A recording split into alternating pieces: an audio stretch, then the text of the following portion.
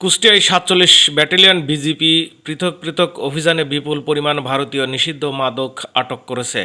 JCO নায়েব সুবেদার গোলাম ফারুকের নেতৃত্বে সদর ব্যাটালিয়নের একটি বিশেষ টহল দল কুষ্টিয়া জেলার মিরপুর জিয়া রোডে মেহেরপুর হতে কুষ্টিয়াগামী আল্লাহর নামে চলিলাম পরিবহনে তল্লাশি করে মালিকবিহীন অবস্থায় ৩,০৯৪ পিস ইয়াবা ট্যাবলেট আটক করেছে।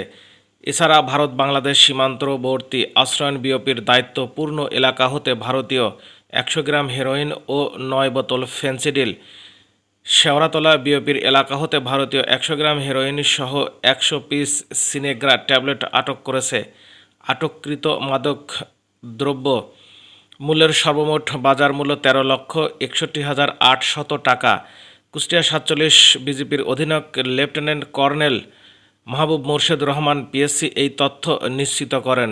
তিনি আরও জানান, আটককৃত ইয়াবা, হেরোইন, ফেন্সিডিল এবং সিনেগ্রা ট্যাবলেট বিধি মোতাবেক ধ্বংসের জন্য সদর ব্যাটালিয়নের মাদক স্টোরে জমা রাখা হয়েছে।